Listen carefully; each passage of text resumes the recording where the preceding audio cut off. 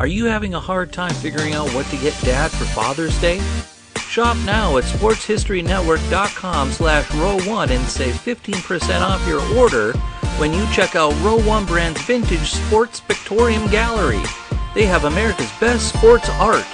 With over 7,200 historic sports prints, you're assured to find something unique for Dad this Father's Day. If he's an NFL buff, check out the 1963 vintage NFL helmet poster. Shop now at sportshistorynetwork.com/row1.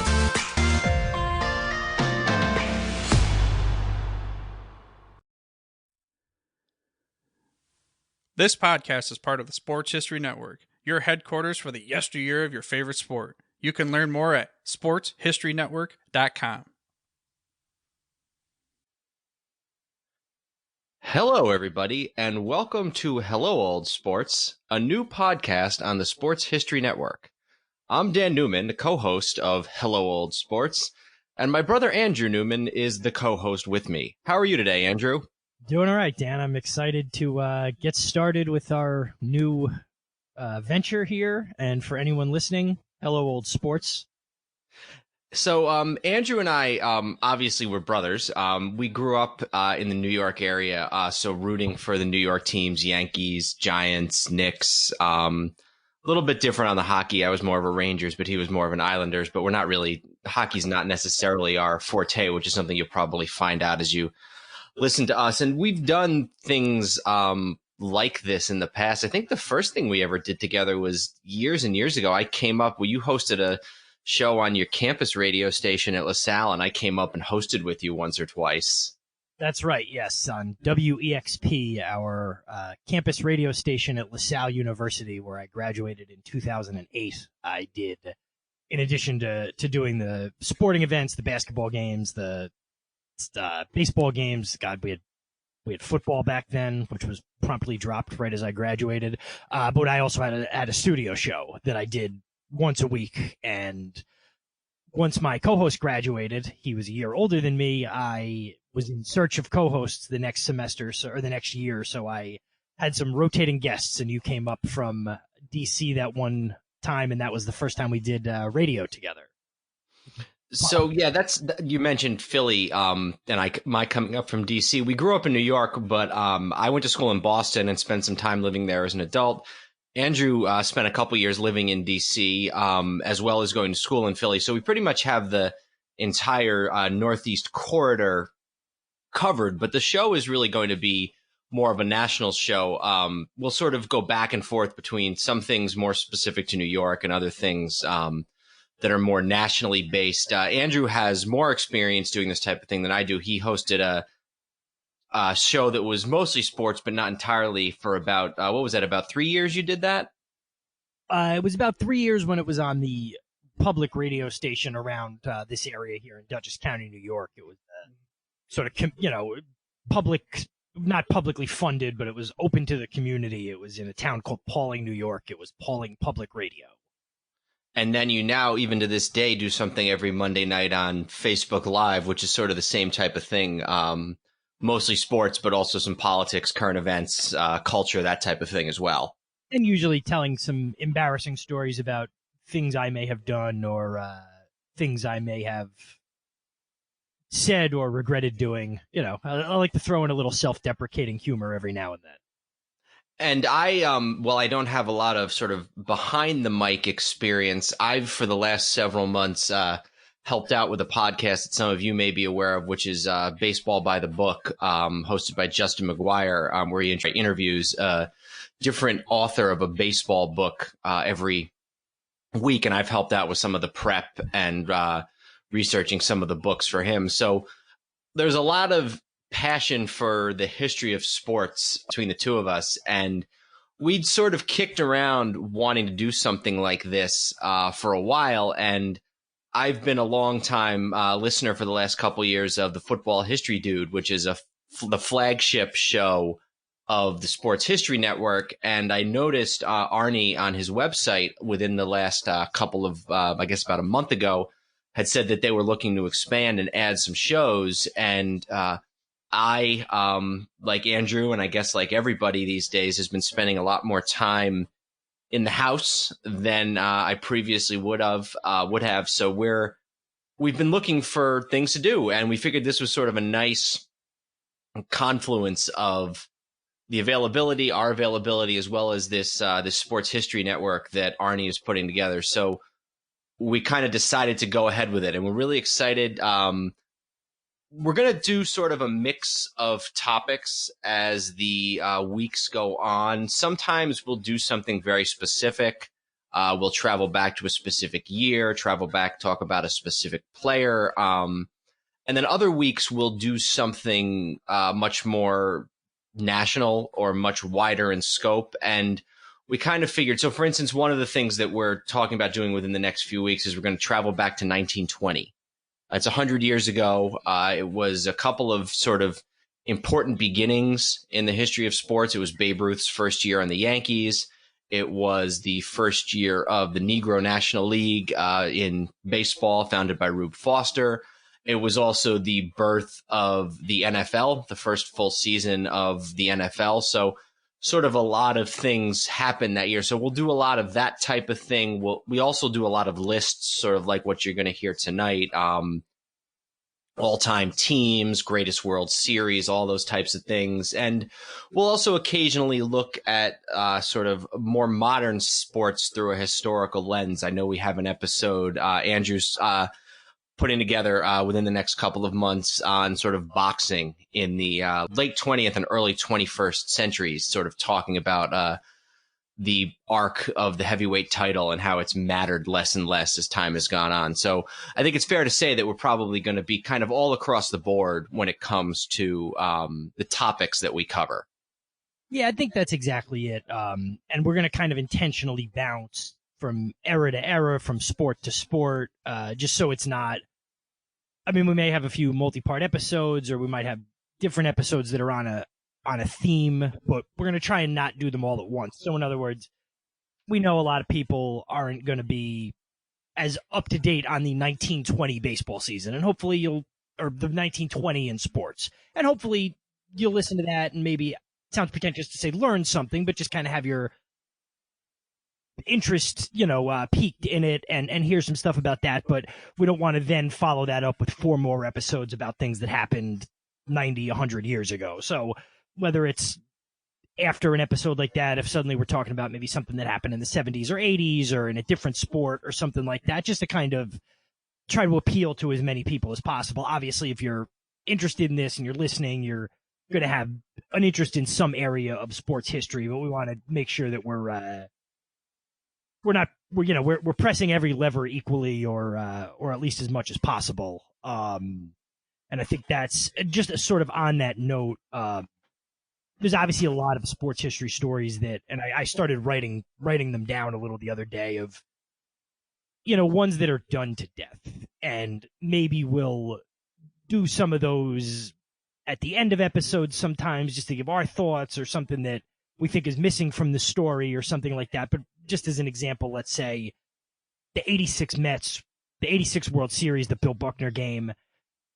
We've all probably, if you have any sort of interest in sports and baseball specifically, you've probably seen hundreds of stories and articles and everything on that. You don't need a whole hour devoted to that. But we might at least touch on it and say, hey, here's a couple of interesting aspects that we don't think get talked about enough, or that get misconstrued or things like that. So, we're going to try and maybe bring some new topics, or at least ones that you haven't heard too much about, but we'll make sure that we do sprinkle in our thoughts on some of the more famous ones as we get down the line. Absolutely. And I think one other thing that we're going to be open to, certainly maybe not over the first few episodes, but if you're out there listening and there's a particular sports history topic, something that's particularly interesting to you, feel free to shoot us an email. It's helloOldSports, all one word, at gmail.com, helloOldSports@gmail.com. And we're certainly willing to entertain suggested topics for the podcast. And even going forward, we'd certainly be willing to have folks on as a guest. If you feel there's something that you are particularly interested in or qualified to talk about, we certainly are willing to open that up and sort of make it a little bit more of a free-flowing discussion between us and the audience, if anybody ever wants to wants to join us and talk about some sports history topics that are of particular interest to them. So again, thank you to Arnie for having us on the Sports History Network. Thank you to you all for listening, and thank you especially to Andrew for doing this with me. One last. Do you want to go ahead? Yeah, Sure. just one thing on kind of that area. Especially you mentioned possibly having people on, and I know earlier in the this sort of intro here, you mentioned that we're not big on hockey. If it's a topic, especially like a specific hockey team or a hockey story, or really any sport that's maybe not something we're as in tune with, it would definitely be helpful to have somebody on who can sort of lead the discussion or bring more context to it than we're going to necessarily get, especially if it's something we're not too familiar with in a sport that we don't know too much about. And just sort of on that, and then I know we do want to get into this first topic because it's probably going to take a little while. I'll speak for myself, but then you can let me know if you echo this or not, Dan. We both have an interest in sports history. We like a lot of sports history. You read a ton about sports history, me less so. I try, but I'm not in the same league. I'm not an expert. It's very likely I will misstate things, or not intentionally, or maybe mix certain things up or any of that. So I'm not trying to hold myself out as like a sports historian or anything like that. So if there's something I say that, hey, maybe was wrong, or you think I'm taking a leap on something, we definitely like to hear your feedback. I'm certainly not of a high enough opinion of myself to think I'm beyond feedback on any of my thoughts on certain topics. Absolutely. We always want to hear from the audience, whether it's debate or corrections or anything we got wrong, or even if you think we got something right. So yes, we definitely want to hear from the audience. So for the first episode, why don't we go ahead and get started?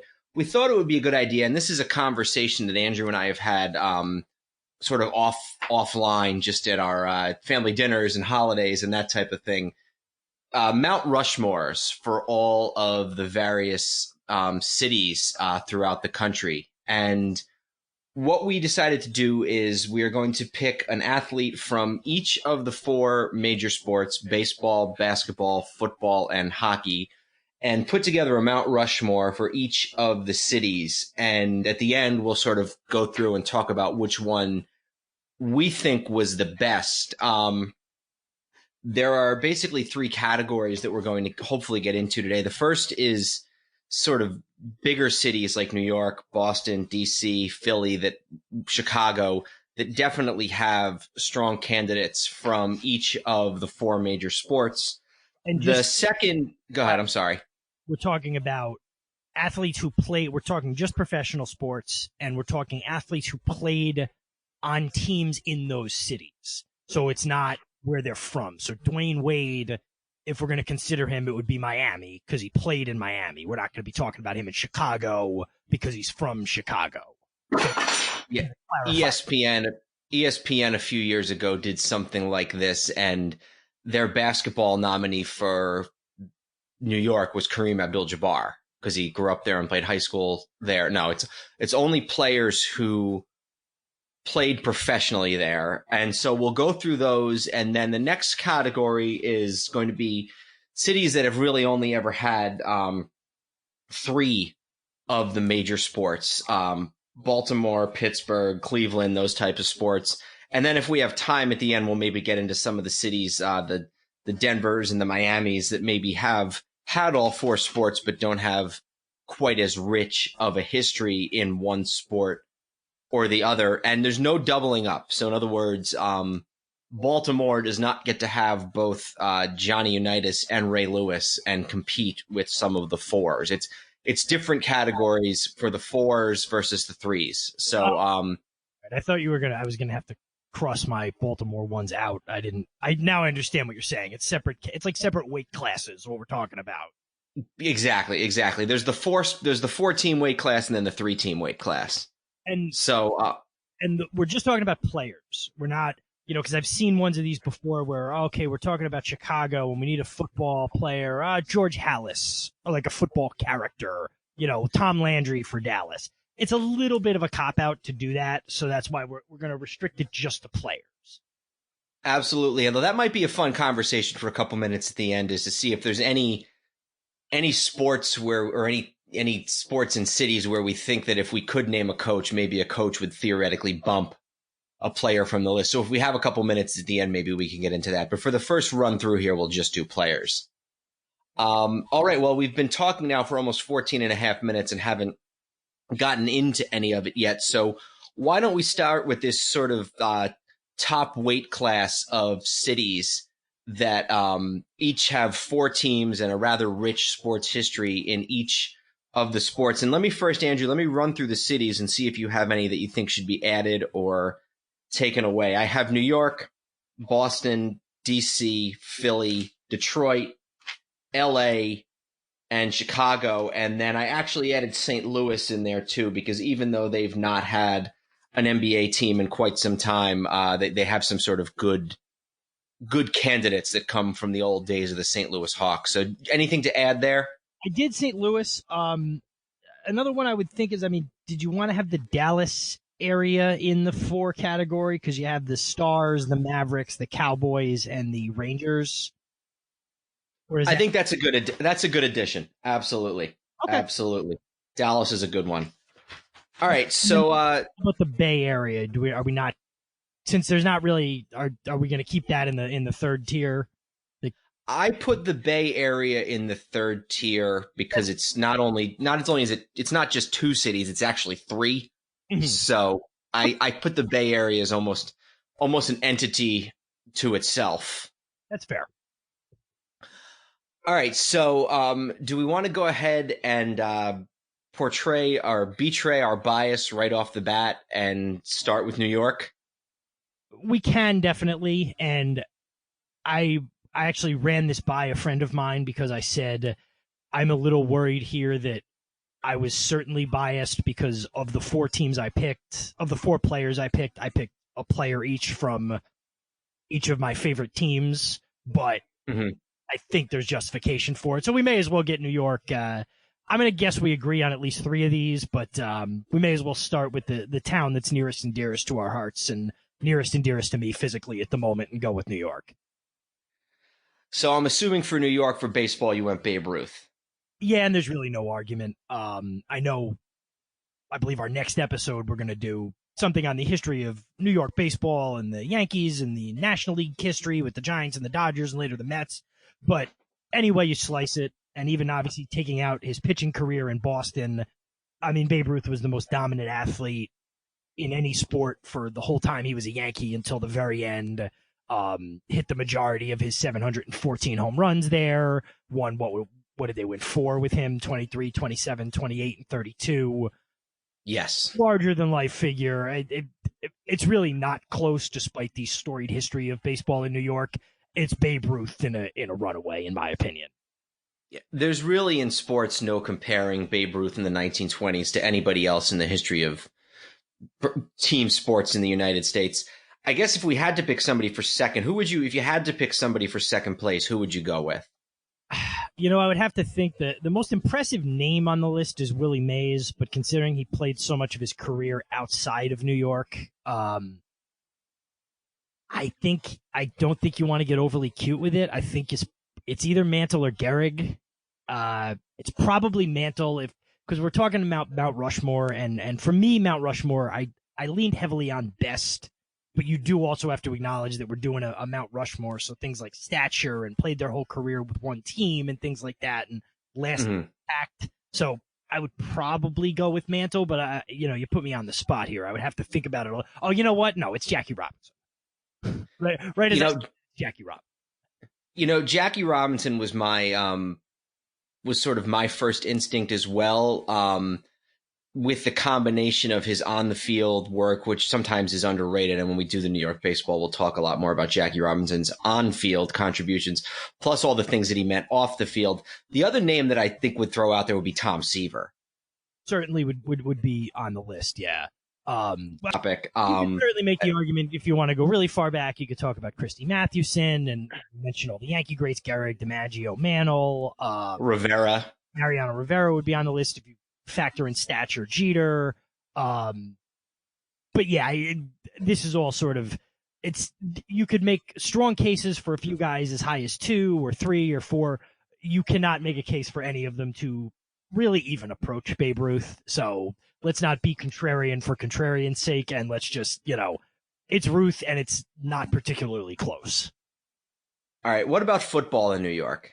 So football, I went with Lawrence Taylor. Lawrence Taylor is certainly, I don't see him as on anybody's list as lower than number 3 or 4 in terms of all-time great defensive players.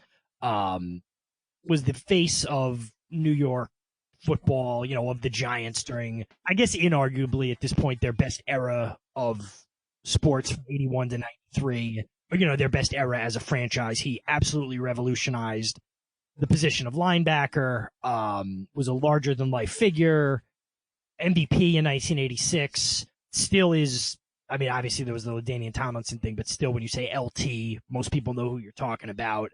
So I did go with Lawrence Taylor, trying to, again, account for my potential bias being a Giants fan and growing up right at the tail end of Lawrence Taylor's career, but also kind of video games and old videos, that we'd rent from the store and stuff, sort of him being a mythic figure in my mind. The only other one that I thought maybe would be a serious contender would be Namath. He's the only other one that's a contender. Now, Namath's statistics are not impressive. I think he had more interceptions than touchdowns in his career. I'm pulling up his statistics right now as we speak, if I can. Namath, 173 touchdowns, 220 interceptions. So hardly statistics that'll blow you away, but he just meant so much to the Jets, to the city, and even to the AFL. So I think that Namath, for the kind of icon he is, would probably be second. But I'm with you. I think it's Lawrence Taylor. Now, the next two I think are a little tougher.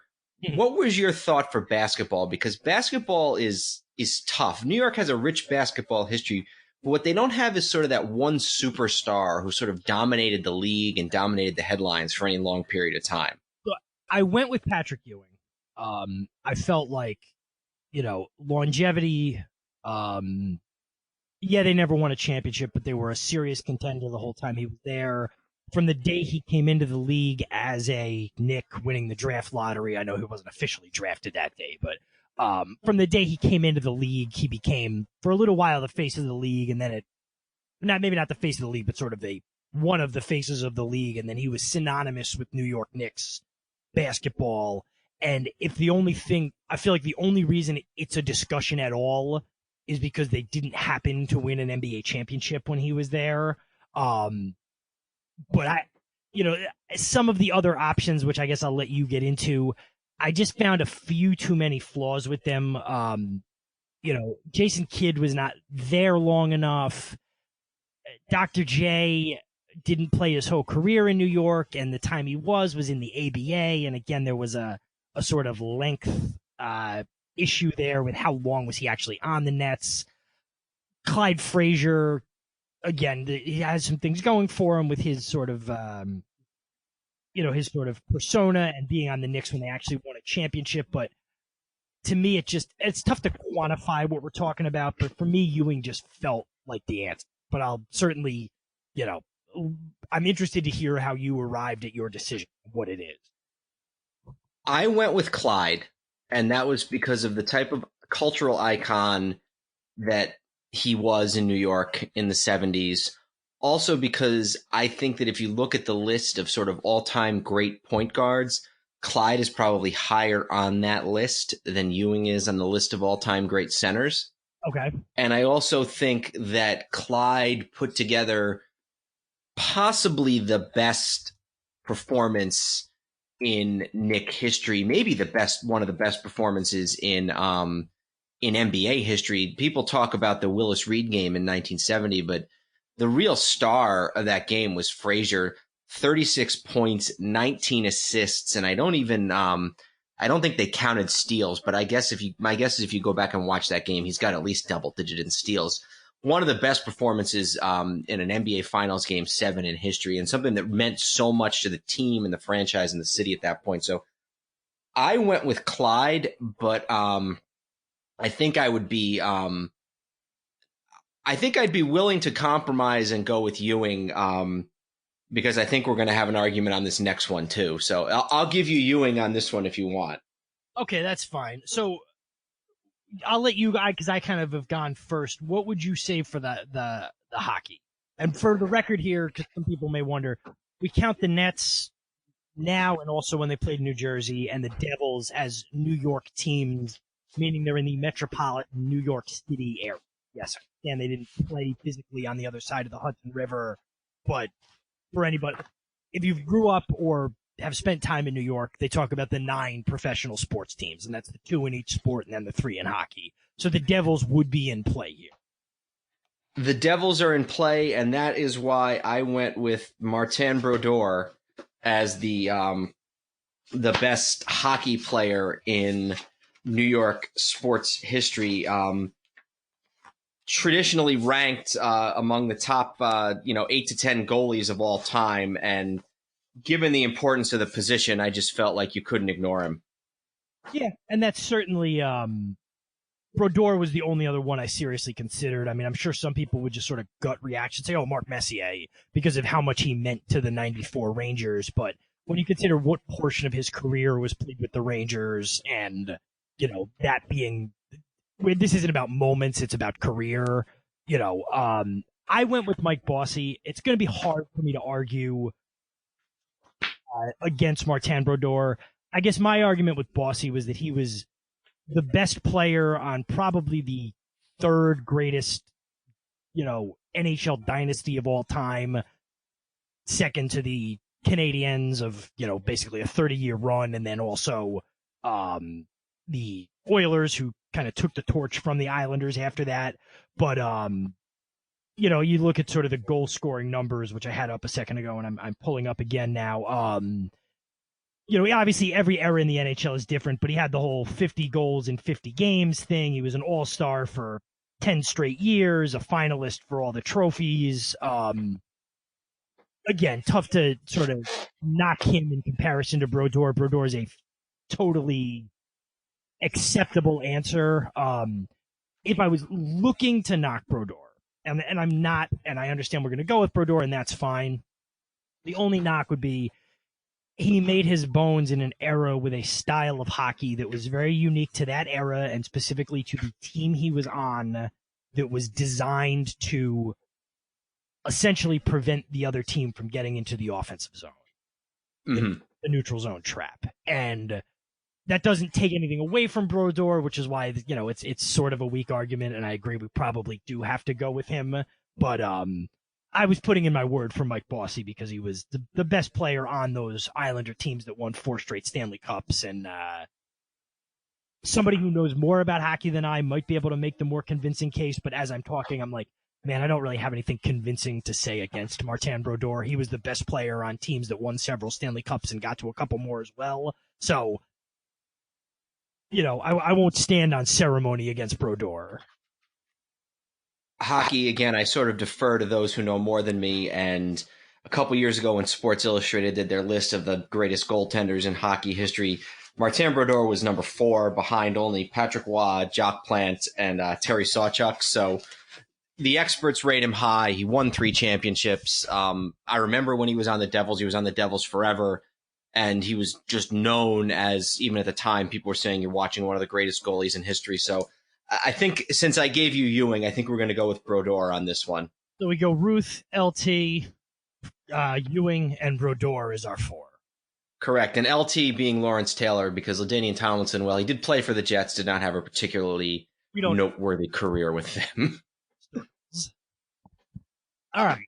So where do you want to go next? Like you mentioned, we have 3 more cities that we have any sort of connection to, you with DC and Boston, and me having gone to school in Philadelphia. I feel like we can maybe go to one of those next and then see where we go from there. So, you know what? Let's go with where I'm sitting right now. Let's go with DC. Okay. And just as we get into it, we're obviously talking about the Capitals, the Washington football team, which we may slip up and call it the Redskins, not to delve into that whole controversy or topic or whatever, but just to say, if one of us say the Redskins, we're not making any sort of statement. It's probably just the way we, and I guess I've said it now. And they were the Redskins at the time. Yeah. And then we're obviously also talking about the Bullets, now Wizards, and the Nationals, and prior to that, the Senators, both iterations of the Senators, although I doubt the second iteration of the Senators warrants much consideration. But we are talking about teams that used to play there, teams that currently play in a particular city. So just to sort of set the field of what we're talking about when we talk about Washington.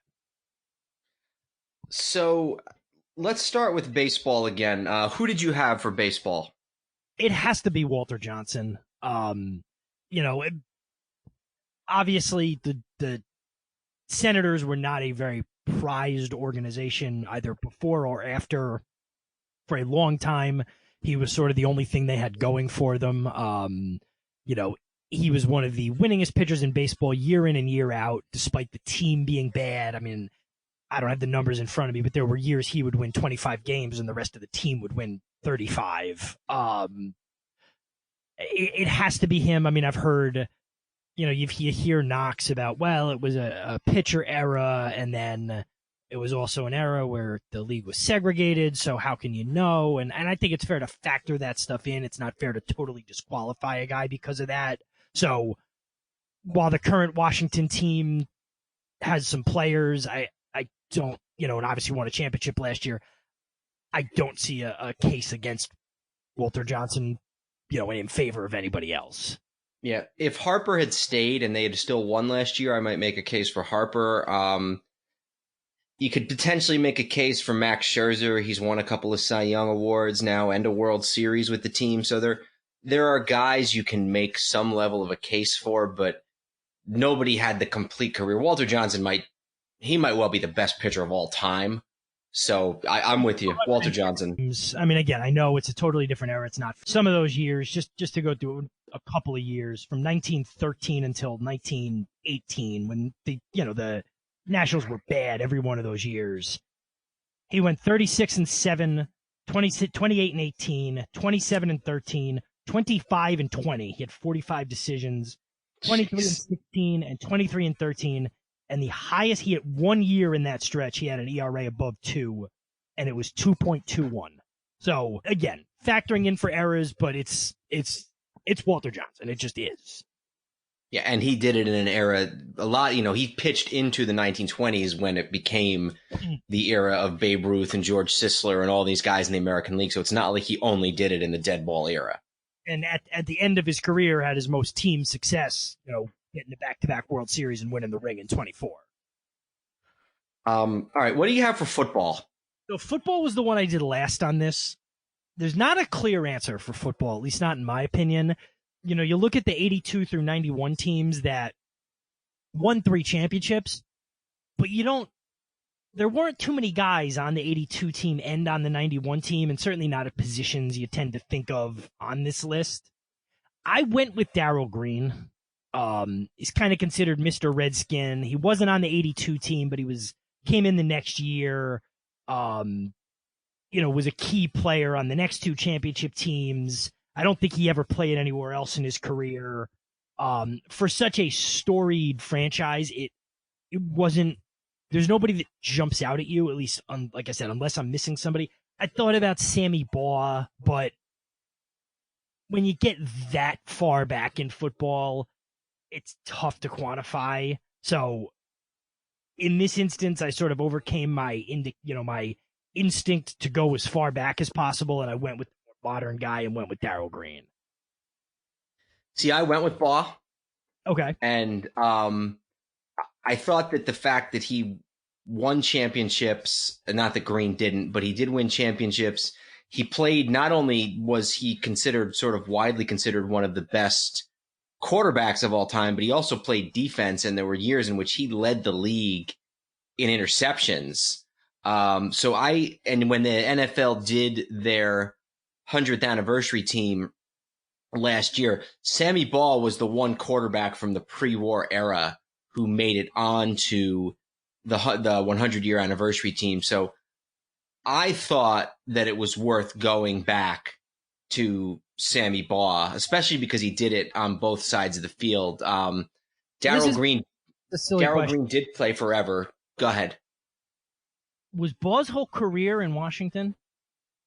I believe it was, if not maybe like the very end. No, I mean, he wasn't on the he wasn't on Washington before they moved to Washington?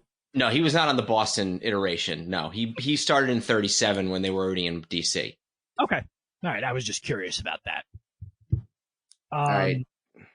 So let's do hockey real quick because it's going to be real quick. Do we want to make a decision on Baugh versus Daryl Green? I feel like when we're in contention here, unless it's one I'm going to fight for, we'll go with you because you have a more encyclopedic knowledge, especially of old football.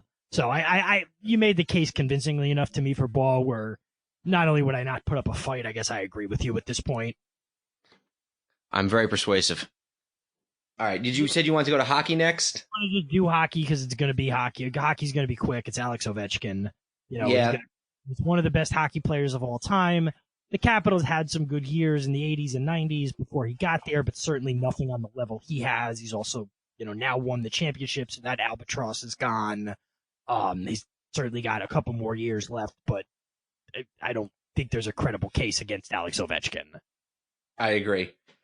And for hoops, you're really between two guys. I guess three. Earl Monroe was a great player for the well, no, actually, you wouldn't even really put Earl Monroe because his best years, his only years, he was gone from the Bullets by the time they moved to Washington. He was only a Baltimore Bullet, so I would even keep Earl Monroe out of it. So you're really between Wes Unseld and Elvin Hayes.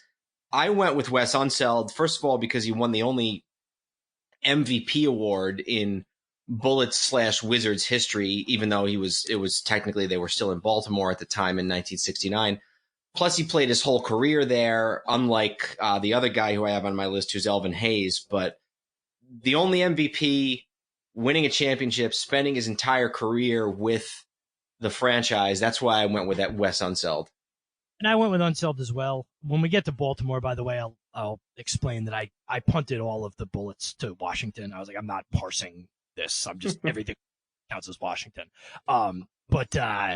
Yeah, I mean, if you look at sort of during going through all this, I've looked at a lot of people ranking who they consider the best player in certain franchises' history, and pretty much across the board, they agreed it was Unseld. So, and then that was sort of my inclination as well. So I do think it has to be Wes Unseld. All right. So for DC, we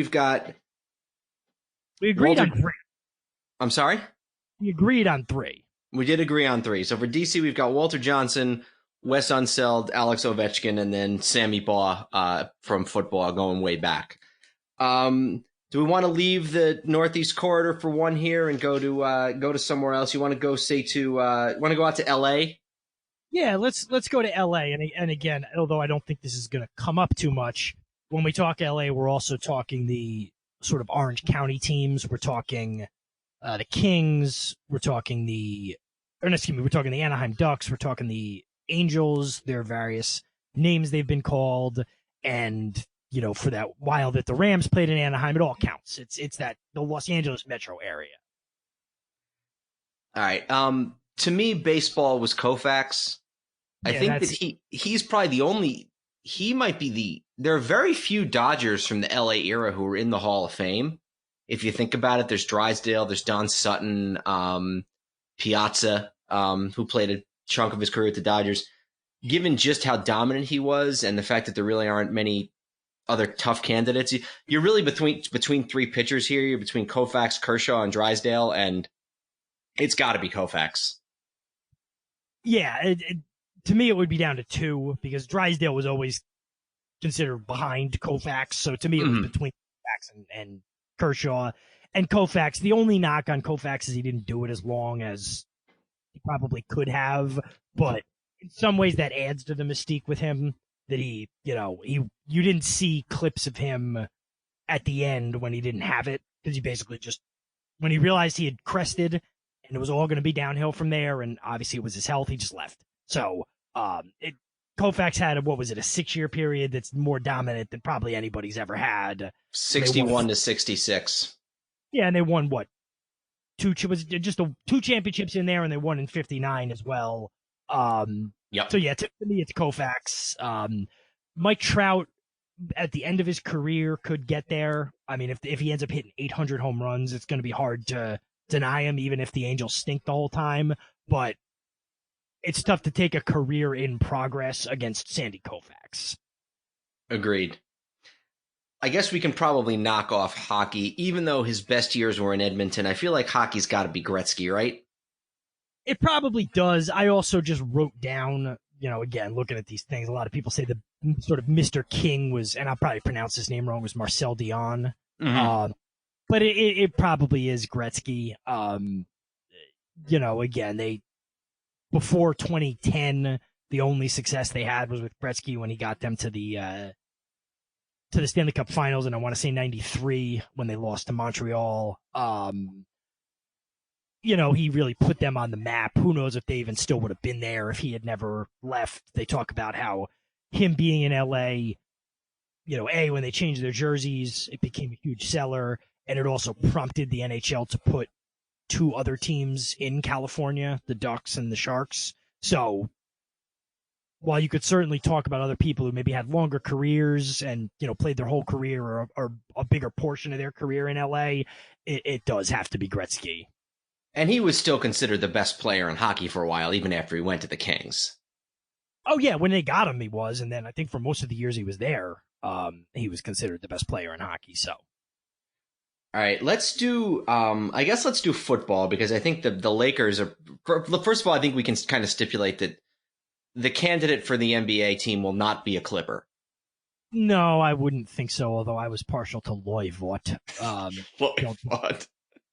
So LA is weird because you had the Rams, and now they're back, although I don't think anything in the last 3 years has changed your mind. They had the Raiders for a little while, and then they lost them again. They had I guess the Chargers. I didn't even really think about the Chargers, to be honest. But the LA one is interesting. I went with Deacon Jones. I thought about going with Marcus Allen, which is always kind of blows my mind when you think about Marcus Allen never played for the Oakland Raiders. Mm-hmm. He played his whole career. I mean, the only time he would have played in Oakland was the end of his career when he was a Chief. But I did go with Deacon Jones. Obviously, defensive stats back then are a little dodgy, where I can't just read out exactly what he did, but he was considered sort of, he was a Ram from 61 to 71. He was a 5-time first-team All-Pro from 65 to 69, and those other years he was second team, Defensive Player of the Year in 67 and 68, All-Decade Team in the 60s. So I did go with Deacon Jones. I was between Deacon Jones and Crazy Legs Hirsch, going all the way back to the 40s and 50s, but Jones just revolutionized the position in such a way, so much so that they had to outlaw the head slap that he sort of was patented. So I think on balance, I would go with Deacon Jones as well. Yep. And then basketball. So basketball's down to Magic and Kareem, right? I mean, I guess Kobe was in there too. Well, and Elgin Baylor was, and you can go Elgin Baylor, you could go Jerry West. I actually knocked off Kareem because he didn't play his whole career with the team. And okay, if you're looking to knock people off, you can knock off Kareem, Shaq, Wilt right off the bat and just make it a little bit easier for the Lakers. Elgin Baylor is probably one of the best 3 or 4 forwards of all time. Never won anything with the Lakers, so I kind of knocked him off for that reason. And I knocked off West because he probably just isn't quite as good in the all-time rankings in general as Magic or Kobe is. I went with Magic over Kobe. They won the same number of titles. And in a lot of ways, Kobe probably doesn't win his early titles without Shaq. And Magic probably doesn't win at least his first couple titles without Kareem. I go Magic over Kobe because, and again, we're splitting such hairs here, but Magic is, in my opinion, the best point guard of all time, whereas Kobe is the second best shooting guard of all time. So it's a real sort of, it's a real splitting of hairs, but on that narrow basis, I went with Magic over Kobe. And I went with Magic as well. I guess also if you wanted to even put a finer point on it, nitpick a little bit more. And again, I understand that 7 months ago he passed away, so I don't, want to go too deep down this road. But if you're talking about a Mount Rushmore, I would guess that the overall perception of Kobe in LA is, I'm sure, much higher than it is anywhere else in the country. But there is, I'm sure, tinges of negativity about his, was he too rough on some of his teammates that maybe hurt the productivity? Did he maybe blow up that original team a couple years earlier than it had to be blown up by chasing Shaq off? And, although Phil decided, Phil got over it quickly. Mm-hmm. I don't think you'd be hard pressed to find a Laker fan anywhere who's got anything even slightly negative to say about Magic Johnson, except maybe his tenure as like the coach. That's right. Or maybe his comeback 2 years after he was the coach, but good point. But you know what I mean? That's like, if we're factoring that in a little bit, I do think Magic gets it just on that basis alone. Not alone, but that puts it over the top. I agree. So for LA, we're going Sandy Koufax, Deacon Jones, Magic Johnson, and Wayne Gretzky. Let's do St. Louis next, because that's a little different. Given that they haven't had an NBA team in I think over 50 years, I would go with Bob Pettit from the old St. Louis Hawks, who's considered sort of one of the greatest forwards of all time, even to this day. And they weren't in St. Louis for very long, but they still have, one of the best forwards in NBA history in Bob Pettit. So I don't know if you feel differently, but that was where I went with that. If you're going to put a basketball player in St. Louis, and I did too when I wrote it out, it's Bob Pettit. I mean, even for a guy whose career ended, when was his last year? In 1965, and played on a team that's moved several times, that doesn't exist in that city anymore. He's still, if you say to like an average sports fan of a certain age, and I don't even mean who was around back then, but like when you say St. Louis Hawks, people say Bob Pettit. They recognize that NBA was a much different animal back then, but he was still one of the best players in the league for a very long time. Won a championship in an era where, got in just before you didn't win championships unless you were on the Celtics. Two-time MVP in 56 and 59. So, I mean, who else on the St. Louis Hawks would you even talk about? The spirits of St. Louis, They had Cliff Hagan, who was another great forward at the time that was on their championship winning team in 58, but Pettit's probably head and shoulders. For hockey, for the Blues, I came up with Brett Hull. Brett Hull's the answer. I have a friend who lives in St. Louis, so I was running ones by him, and Hull, obviously they won the cup last year, but the Blues sort of book on the Blues for a very long time, which was the Hull era, was they'd make the playoffs every year. They'd maybe get to the first or second round. They wouldn't advance too much farther than that, but they were still, a good team every year. And Brett Hull was the best player on that team. Was an all-star, I think 8 times as I'm looking here, between 89 and 97. Top of the league in the early 90s.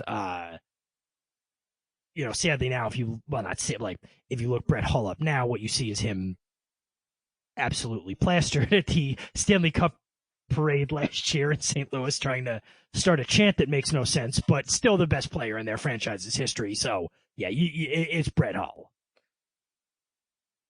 Next two get into football, especially. Let's do football last. Okay, for baseball, and there's a ton of guys. George Sisler from the old St. Louis Browns, who's tremendously underrated of how good a player he was in the 1920s. Pujols, Rogers Hornsby, maybe the best offensive second baseman of all time. Lou Brock recently passed away. Great Eddie base. Goodell. Eddie Goodell, for those who don't know, was a 3'8" midget who Bill Veeck sent to bat in one game in the early 1950s. and told him that if he dared swing at a pitch, that a man with a high-powered rifle would shoot him. Which That was actually true. Or did they just say that in the Ken Burns documentary? no, I read it in his book. And okay. Bill Vleck in his book said, now maybe he didn't actually do that, but he said it in his book, which, like, I mean, even in those days, can you imagine somebody actually believing that?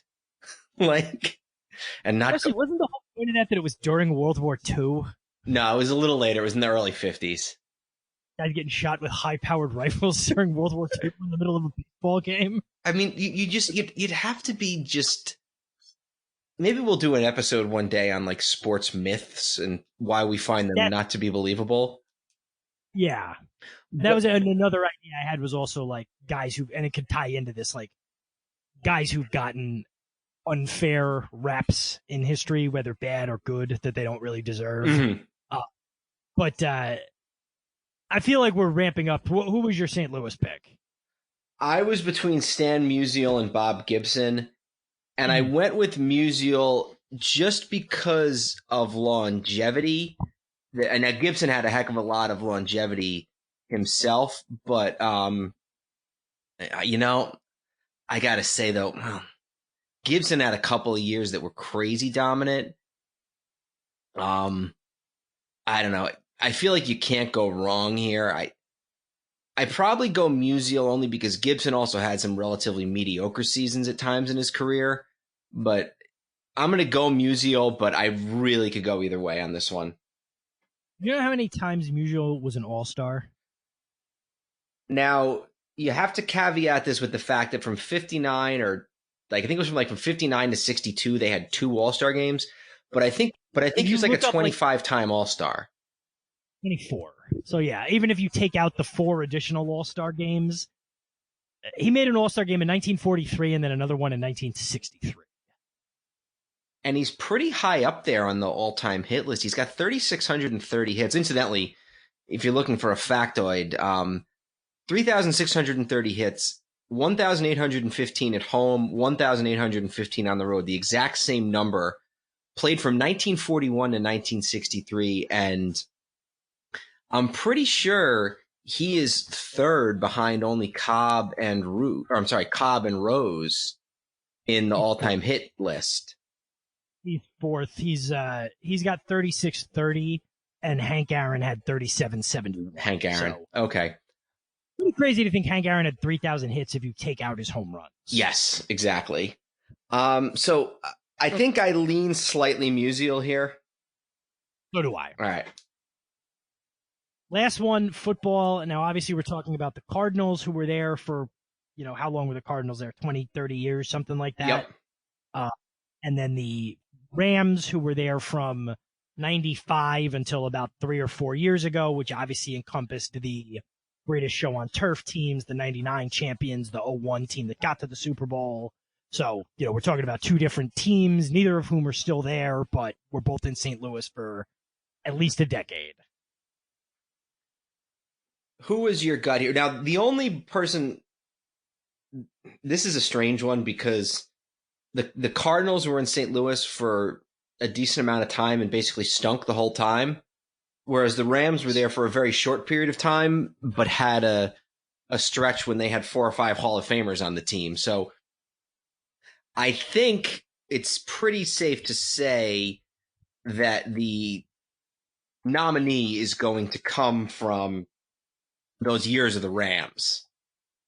Yes. I mean, my answer is a Ram, and the only other real people I considered were Rams. The only one that came to mind for me from the St. Louis Cardinals was Larry Wilson, who was a safety in the 60s and is widely considered one of the greatest defensive backs of his era, war number 8, which you don't see in a safety these days. I went with, I basically narrowed it down to 4, and that was Falk, Kurt Warner, Isaac Bruce, and Orlando Pace, all 4 offensive players, all 4 are in the Hall of Fame. I was a little bit almost tempted to go with Orlando Pace, but I feel like you kind of have to really have a lift to go with a lineman, so I went with Falk. Yeah, I went with Falk as well. You look at his years he came to the Rams in 99. He had been on the Colts. He came to the Rams in 99, which was the year they won the Super Bowl. They won the Super Bowl in 99. 2000, he was the MVP of the league. And then 2001, they got to the Super Bowl. And just those first 3 years in St. Louis, his all-purpose yards, 2,400, 2,200, 2,100. And touchdowns, in the 20s all of those years. There's no doubt between 99 and let's say 02, he was the best player in football. You can't say that about anybody else. I mean, Warner had a couple of good years there, but he was out by 03. Again, Orlando Pace, like you said, somebody who's an expert beyond just I played high school football in high school, and I'm talking about myself here, could maybe quantify exactly how it might be Pace, but looking at it from a layman's standpoint and just looking at the numbers and the fact that he's the only football player in St. Louis football history who at any point was the best player in football. To me, it's Falk. Yeah, I think if you didn't live through, this is one of those things where I think if I didn't live through it, I might not appreciate it.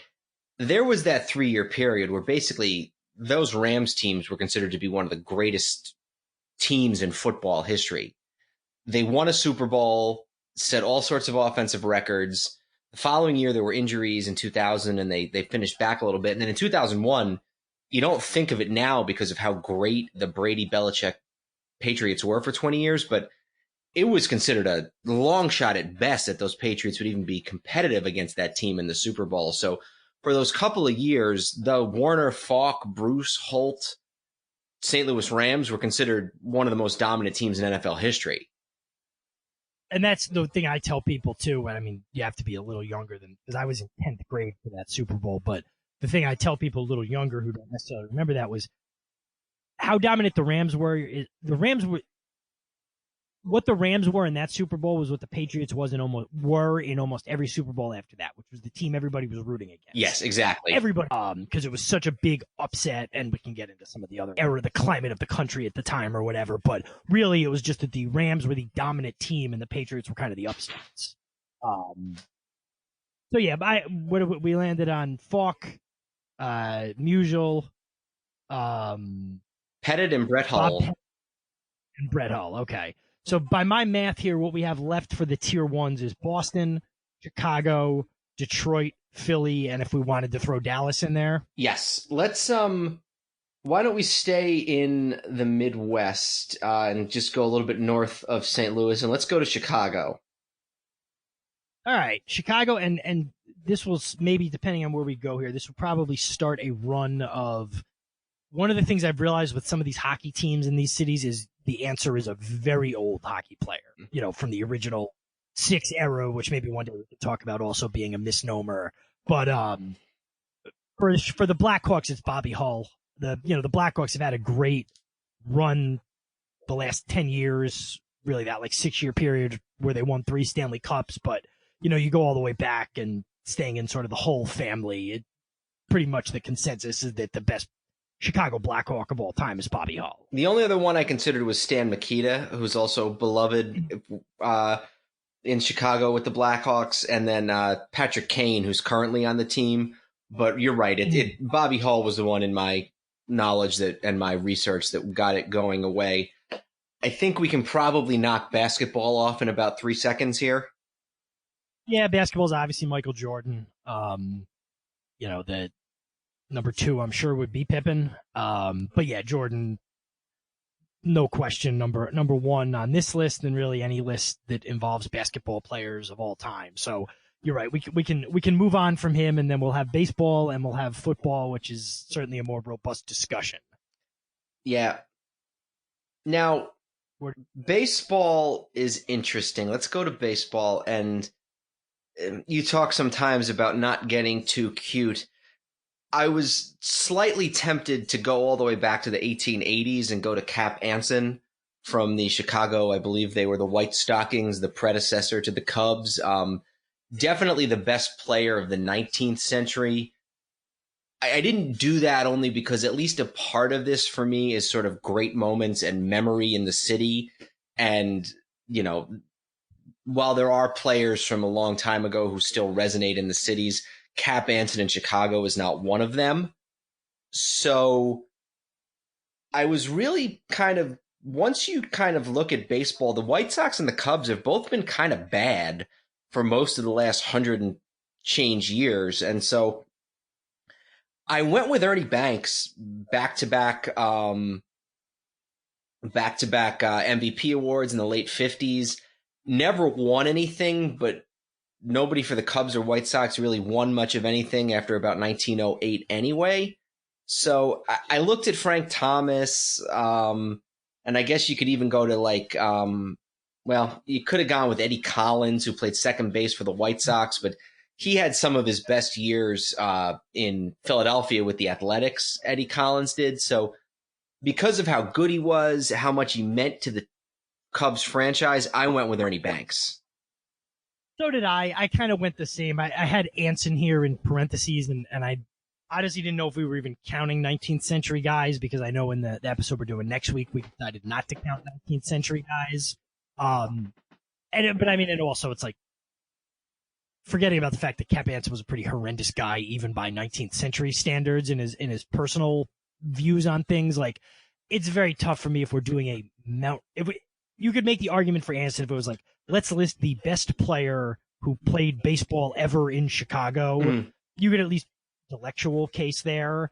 But it's just, I have to cut, and I love reading about old baseball and thinking about it and talking about it.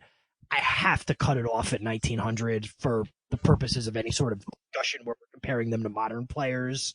So then, like you said, if the criteria is, well, who won anything? I mean, you could look at those Cubs teams in the 1907, 1908 range. And I mean, who was it? Was Three Finger Brown their best player probably on those teams?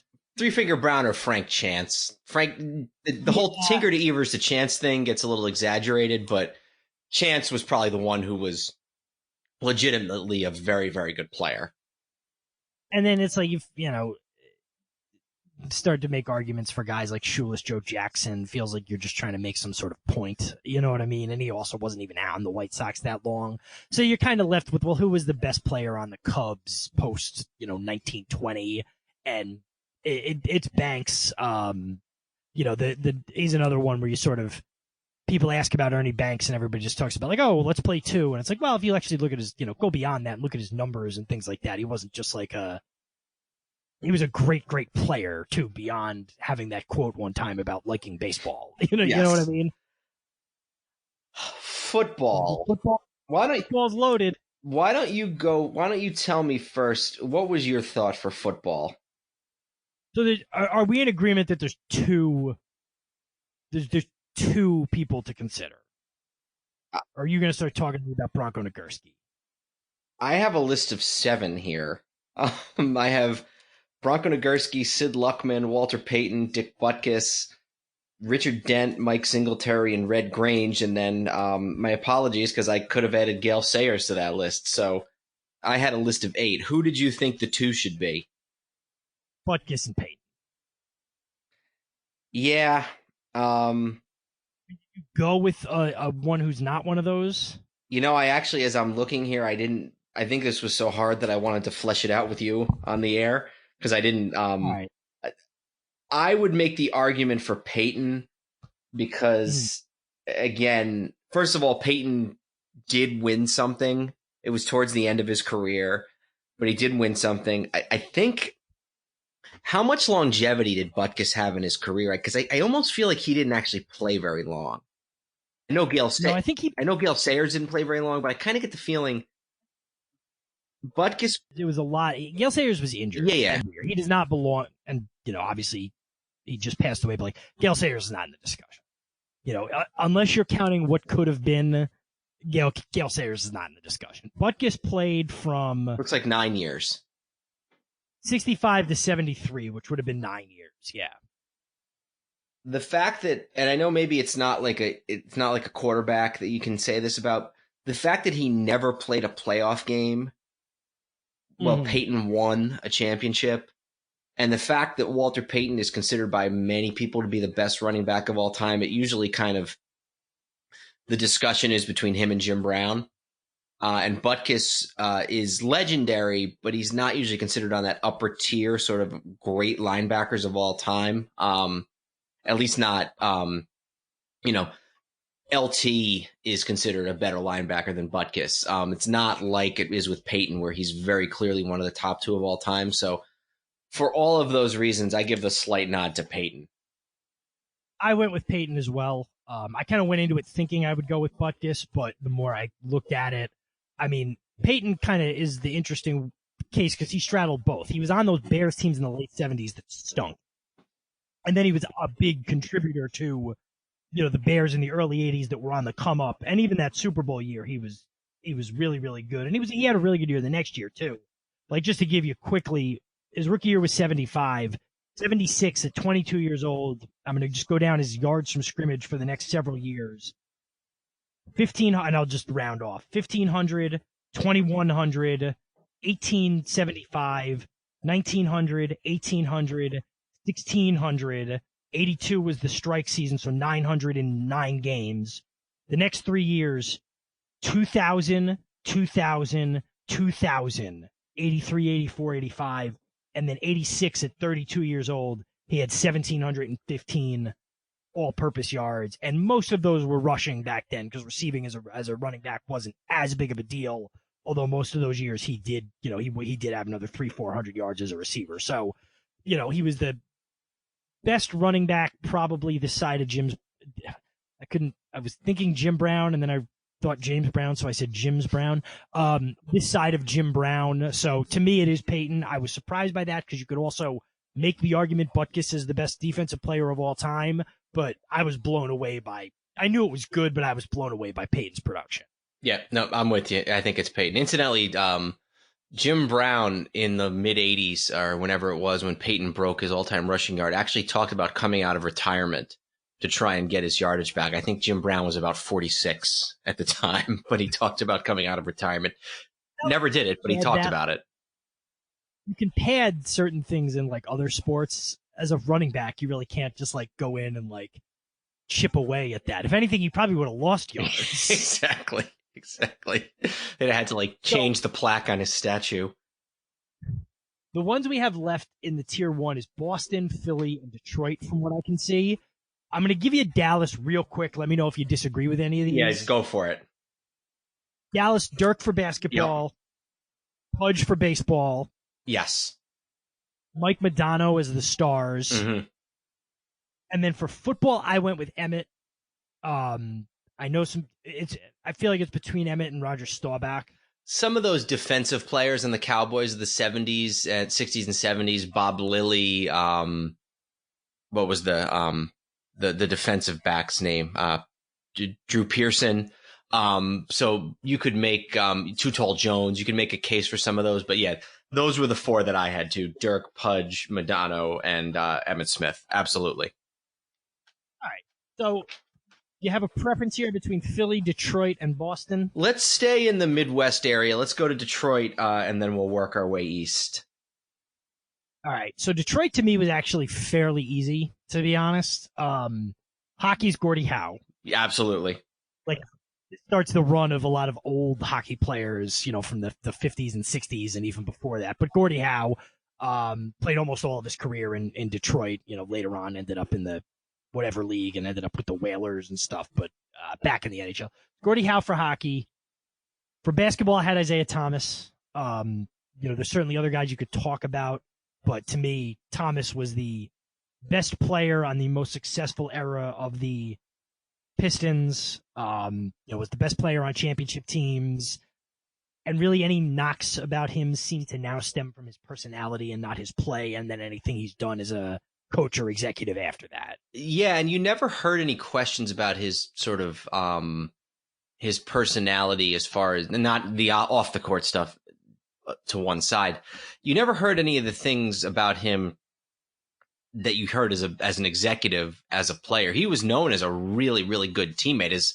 His opponents didn't like him for various reasons. Jordan and Bird hated him, but Isaiah as a teammate was beloved by the people he played with. So I definitely would go with Isaiah as well. You always get, I won't dwell on this because I'm sure you don't want me to, but when you look at clips of the bad boy Pistons, Isaiah Thomas always kind of reminds me of like a bad guy wrestling manager where like if you wanted to get to him, you had to like get through his muscle. So like, he was the guy doing a lot of the damage, but then if you were worried about him, you had to get through Lambeer and, Mahorn and Rodman and all those guys who were kind of psychopaths. John Sally, yeah. So like Rick, yeah, you said Mahorn, yeah. Obviously then kill you on the court, but he was probably the ringleader of it all, but you never thought of him as the main antagonist, or at least I think a lot of those teams didn't. Put up one of the gutsiest performances in NBA history in a loss in... He made that trade for Eddie Curry. No, that would not be it. Incorrect. In 1988, the last year the Lakers won a championship, Isaiah basically on one leg, I think it was in game 6, kept the Pistons in the game and they ended up losing by 1 point to the Lakers. And then the Lakers came back and won the whole thing in game 7. So just a great gutsy player that ended up leading his team to 2 championships. All right, football. To me, it's between Calvin Johnson and Barry. I went with Barry, partially for the allure. You can certainly look at statistics for Calvin Johnson and say he's higher up on the receiver food chain than Barry is on the running back food chain. I don't know if it's true, but you can at least make the argument. But to me, Barry being such a signature figure with his size and his running style, which was very unique. Kind of, Gale Sayers, seen a lot of Gale Sayers clips this week because he passed away. I went with Barry just because I feel like he is the signature Detroit football player. And it's not like there's much to draw from in their history. Unless you might talk to me about the 40s, but... I looked at some of the guys from the 50s and 60s. Bobby Lane, who was the quarterback in 57, the last time they won a championship, as well as Joe Schmidt, who is a Hall of Fame linebacker for the Detroit Lions and was also on the team in 57 when they won their last championship. 10-time Pro Bowler, Joe Schmidt was.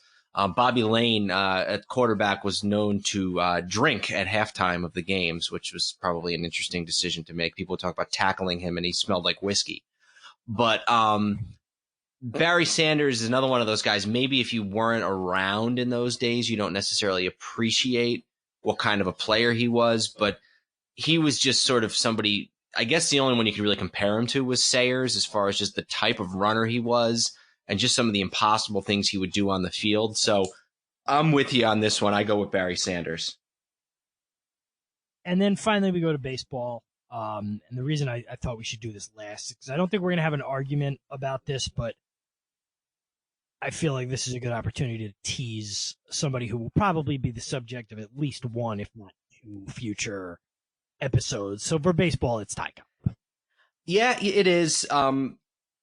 You could make a case for maybe not a very strong case. You could talk about Al Kaline, who played on the team just forever, won a title with him at the tail end of his career, which actually just passed away this year. You'll notice another theme. A lot of guys have passed away this year. When we do our end of the year in memoriam special in a few months, there's a lot of guys to talk about who, great players and coaches who just recently passed away. Some more modern guys, Miguel Cabrera, who won the first American League Triple Crown in about almost 50 years.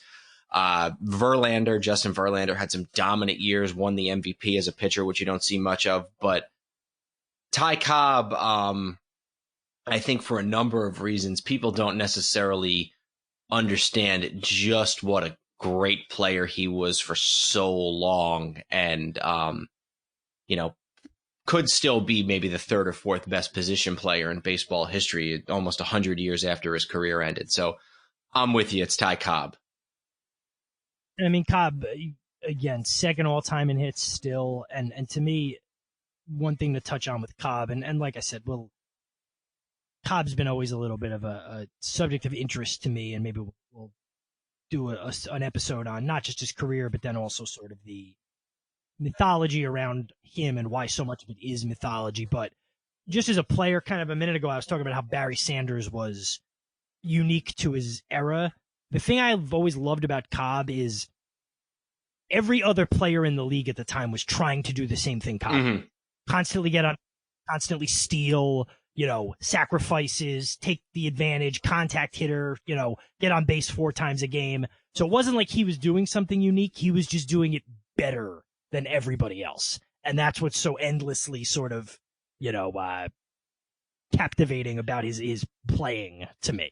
Obviously, nobody's ever seen him play who's still really alive and with it because his career ended in 1928. Mm-hmm. And by all accounts, Ty Cobb from when he came up in 1905 or whatever it was until the late teens and even early 20s was an absolute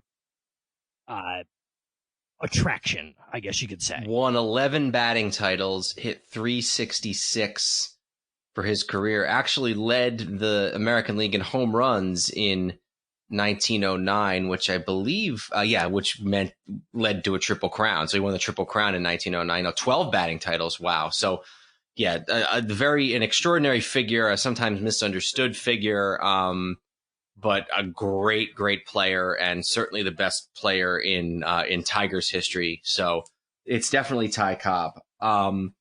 So we got Philly and Boston left. I think what we'll do is we'll go through these two, and then I'll just sort of read through the list real quick of all of the cities, and then we'll just talk for a couple minutes about who we think is the best city. Let's do Philly first, if that's all right with you. All right, Philly I think is going to be a little more competitive. There's some discussion about at least a couple of these.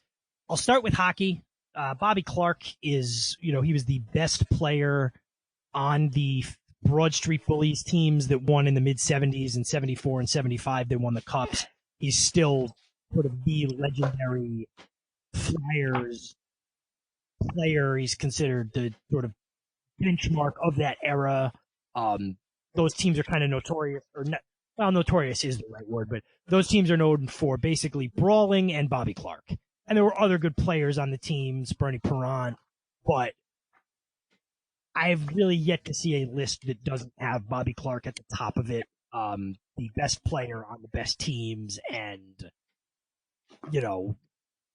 far more skilled than a lot of the other guys on that team who had roles, but, and the Flyers have had some really good modern players. Obviously, Eric Lindros, it didn't work out with over a long term because of injuries, and they've had other guys who had really good careers, but they didn't have them for their whole career, like a Peter Forsberg. So I do believe it is Bobby Clark. Yeah, Bernie Perrant was the only other one who I considered, but I think you make a strong case for Clark, and I think that's mine. So we'll go with Clark for hockey for Philly. All right. For basketball for Philadelphia, I went with Wilt. To me, it was between Wilt and Dr. J. Neither of them played their whole career in Philadelphia. Dr. J obviously starting in the NBA, mostly with the Nets, and then coming to the Sixers, and still having a bunch of really, really good years. Wilt played for the Warriors. That was where he scored the 100 points. He played for the Sixers, once he came back from San Francisco after the Warriors moved out there, and then did go out to LA. But to me, it's Wilt, even with discounting the years he played in California.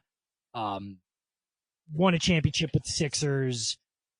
Would have won a ton more if it wasn't for the Russell Celtics at the time. Again, averaged point totals that he's like the closest thing comparable to Babe Ruth, in my opinion, in terms of the point totals he was averaging compared to what other guys were averaging at the time. Mm-hmm.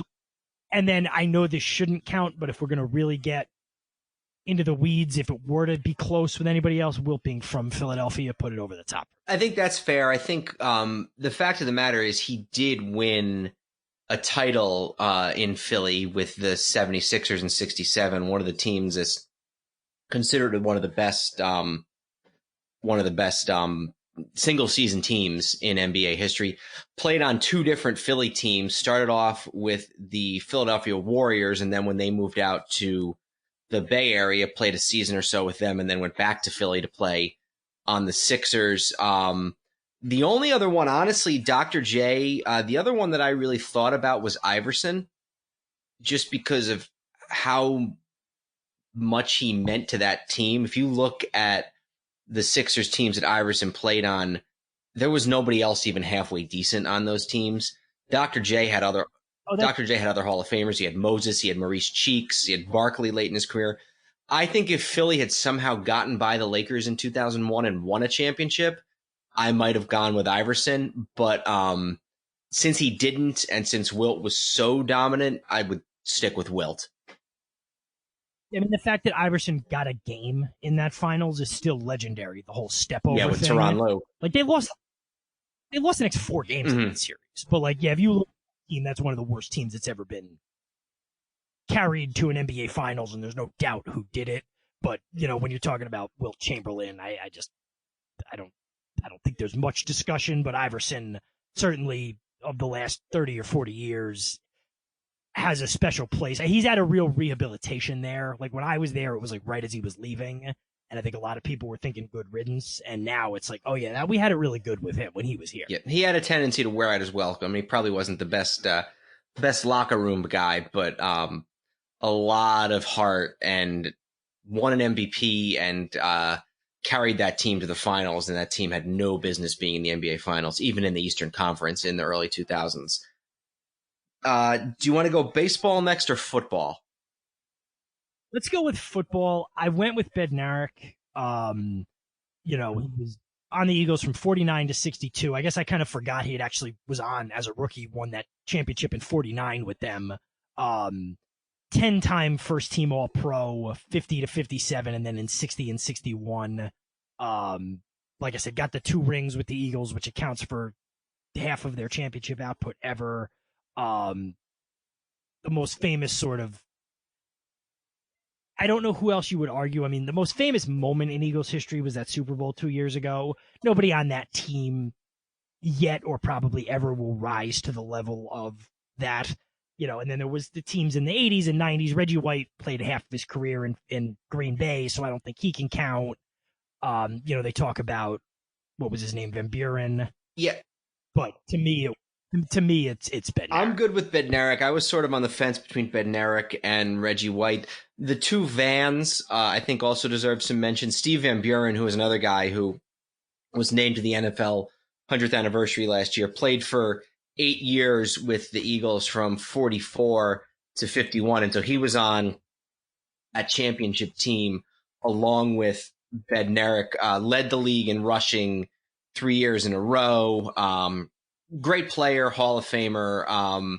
And then Norm Van Brocklin, who was the quarterback of the team after a great career with the Rams, then became the quarterback of the Eagles towards the tail end of his career, and was the quarterback of the 1960 team that won the last NFL title they had until a couple of years ago. But Van Brocklin only played 3 years with the Eagles at the end of his career. Van Buren only played 8 years total. Bednarik was there for both the 40s championship team and the 1960 championship team. Plus, he played both ways. And in 1960, he didn't play both ways every game or every play, but I believe in that 1960 championship game, he played the full 60 minutes at both center and linebacker. So a very impressive feat. So I would agree with you, and I would go with Bednarik. That was by a time when not everybody was doing Almost it. nobody was doing it. Third. And then we're left with baseball. And I will admit, when I was going through this a couple of days ago, I realized, oh crap, I didn't even think about the A's, which is unlike me, but I had just ignored them. So then I was like, oh, it might be Jimmy Fox. And then I looked between Mike Schmidt and Jimmy Fox, and their numbers are actually remarkably similar. But the fact that Mike Schmidt was such a good third baseman, I think he won something like 10 Gold Gloves. He won 3 MVPs, which I believe Fox also won 3 MVPs.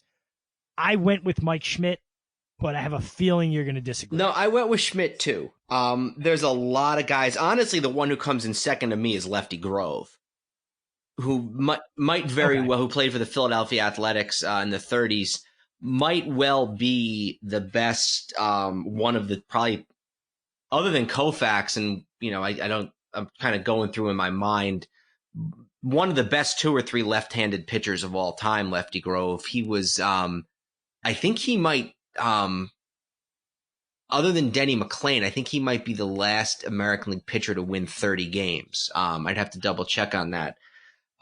You could go Fox, you could go Mickey Cochran, who was a great catcher for the A's, one of the best catchers of all time. Eddie Collins, going back even further, the 19 teens. If you want to go modern, if you want to go stick with the Phillies, you got Steve Carlton, another one of the best left-handed pitchers of all time. I would kind of narrow it down to either Schmidt or Lefty Grove. I go with Schmidt because he's probably the best third baseman of all time. Going back to the Sports Illustrated greatest books that I've drawn on for a lot of this, he was listed as the best third baseman of all time, combined offense and defense. You're talking about a guy who won 10 Gold Gloves and hit 548 home runs. That is some crazy combination. Really, the only other player that I can think of that maybe approaches that is Willie Mays. The combination of the defense and the power hitting. So for all of those reasons, plus the fact that he's just so beloved even to this day in the city of Philadelphia, I go with Mike Schmidt. I agree. And it gets, not that this is a major factor, but it does also get a little glossed over in this day and age. Playing 17, 18 years where you're as an infielder, where your home field was Veterans Stadium, and most of the other games you were playing were on that god-awful turf throughout the country. Longevity as an infielder is pretty incredible. Absolutely. So the last one we have is Boston. Boston, to me, is actually remarkably easy.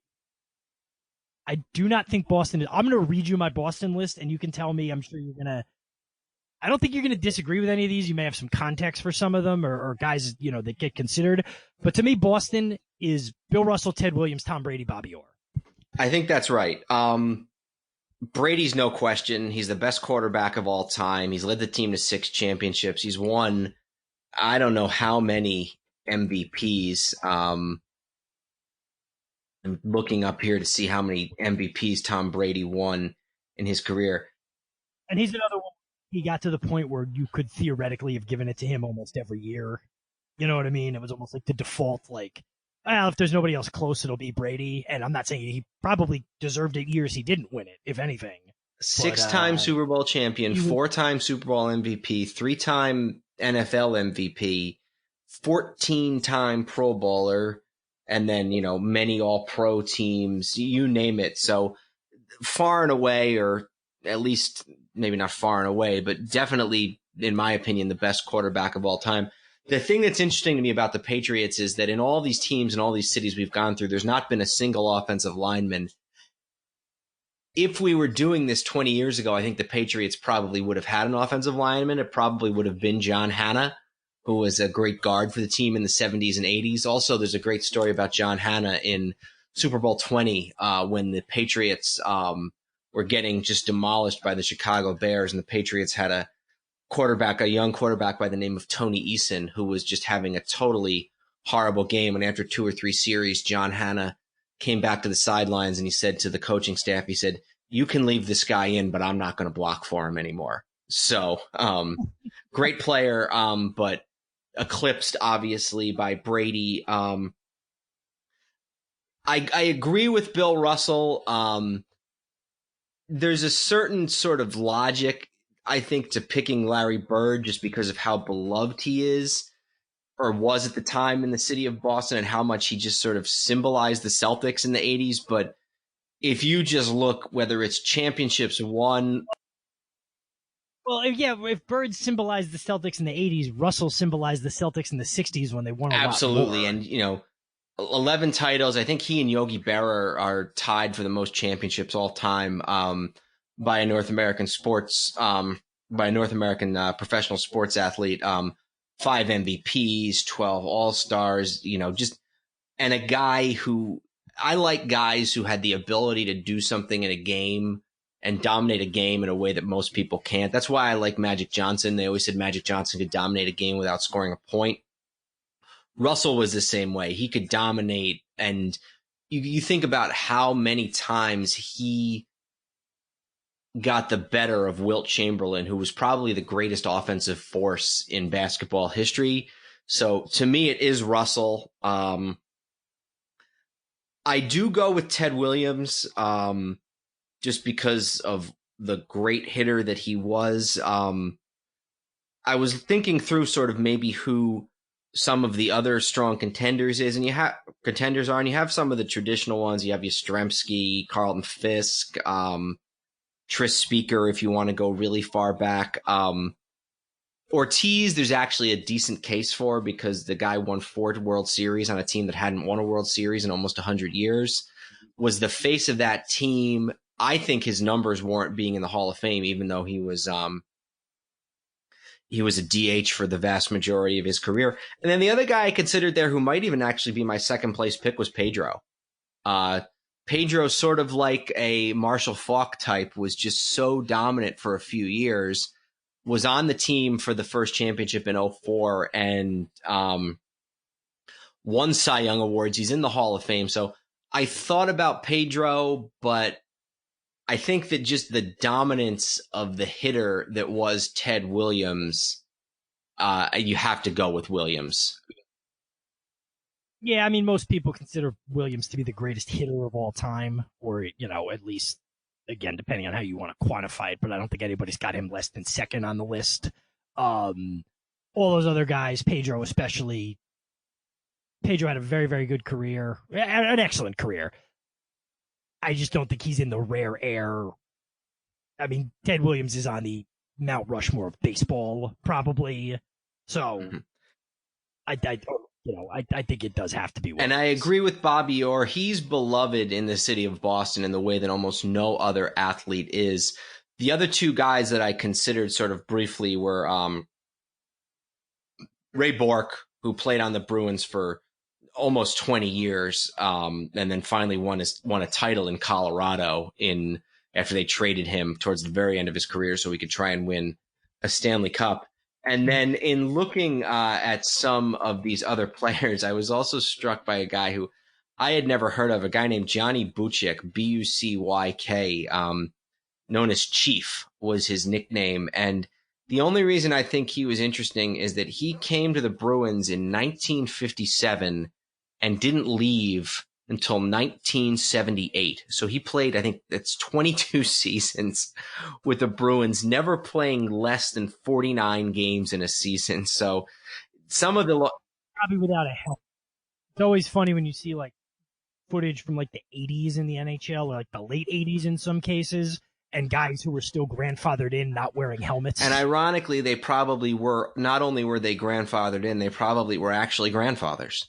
So yeah, I go with Orr. So we've certainly been very thorough with this. And the good news is, the bad news is if you were hoping to hear one of these other cities, we're not going to get to that today. The good news is that we have another episode that we've already prepared for whenever we need to have fill in an episode at the last minute. So stay tuned at some point in the future for the round 2 of the Sports Mount Rushmores.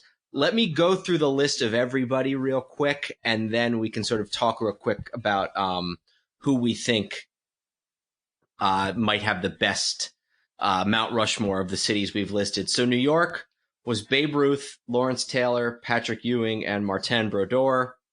Boston, Ted Williams, Tom Brady, Bill Russell, and Bobby Orr. Washington, D.C. was Walter Johnson, Sammy Baugh, Wes Unseld, and Alex Ovechkin. Philadelphia, Mike Schmidt, Chuck Bednarik, Wilt Chamberlain, and Bobby Clark. Detroit, Ty Cobb, Barry Sanders, Isaiah Thomas, Gordie Howe. Dallas, Dirk Nowitzki, Ivan Pudge Rodriguez, Mike Modano of the Dallas Stars, and Emmett Smith. LA's got Koufax, Sandy Koufax, Deacon Jones, Magic Johnson, and Wayne Gretzky. In Chicago, we have Ernie Banks, Walter Payton, Michael Jordan, and Bobby Hull. And in St. Louis, we have Stan Musial, Marshall Faulk, Bob Pettit, and Brett Hull. Do you have an immediate impression of which one of those might be the best? Bill Russell, Ted Williams, Tom Brady, Bobby Orr. And without being able to pretend to know enough about hockey, but like, where's the weak link there? Agreed. Where's the guy who's not, you can't make the argument for being one of the 2 or 3 best players in the history of the sport? Yep, I would tend to agree with that. If Gretzky had played his whole career in LA, I think you might have a choice there. Chicago's got Peyton Jordan and Bobby Hull, so that's close. And I think that if New York had a better basketball player than Ewing, I think maybe we might be able to make a case for New York, because Ruth's the best baseball player of all time, and Lawrence Taylor is the best defensive football player of all time, most likely. So, and Brodor's up there in best goalies. But as it's currently constituted, I do think we have to give it to Boston, because I would argue that Russell's the best center of all time, and Brady's the best quarterback of all time, and Brady's probably the best NFL player of all time, period, at this point. So, yeah, reluctantly for us, I think we have to give it to Boston. That would be my argument as well. But I think it was a robust discussion, to say the least. Just to kind of bring things home here, and in the spirit of keeping this a tight hour and 40 minutes. I guess the good news we have here is that the ideas we had for podcasts, we probably have twice as many podcasts now. I thought, again, I don't want to steal your thunder on sort of closing things out, but the idea is it's supposed to be open-ended. You could tell on some of them with hockey that we're just kind of like, oh yeah, well, this guy's widely considered to be the best player.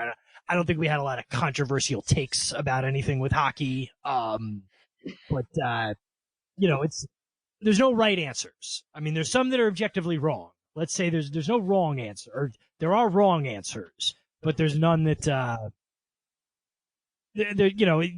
certainly for a lot of ones, there's room to argue, I guess, depending on where you come down on comparing eras and things like that. Absolutely. But I think we had a nice mix of not going too far back to an absurd level, i.e. somebody like Cap Anson, but still making sure that the Ty Cobbs and the Sammy Baws and some of these other guys still got some of their justly deserved respect. That will definitely come to light in our next, I was going to say next episode, but being objective, it's probably our next 2 episodes. But having to sort of quantify eras where you're talking about Darryl Strawberry against Zach Wheat. And we can fly out, but that's a little bit of a tease. Absolutely. So thank you all for joining us on the inaugural episode of Hello Old Sports on the Sports History Network. We hope you had as much fun as we did, and we look forward to you joining us again next week. Goodbye, old sports. This podcast is part of the Sports History Network, your headquarters for the yesteryear of your favorite sport. You can learn more at sportshistorynetwork.com.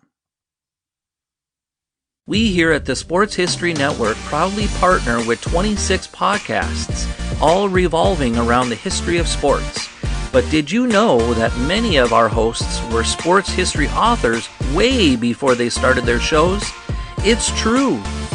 We've got Joe Ziemba, host of When Football Was Football, Joe Zagurski, host of Pro Football in the 1970s, Mark Morthier, host of Yesterday Sports, Tommy Phillips, host of Lombardi Memories, and Scott Adamson, co-host of From the 55-Yard Line. All these authors have many books for you to choose from. To check them out, go to our website at sportshistorynetwork.com/sportshistorybooks. Pick up your copy today. Soundtrack provided by Kevin MacLeod of filmmusic.io.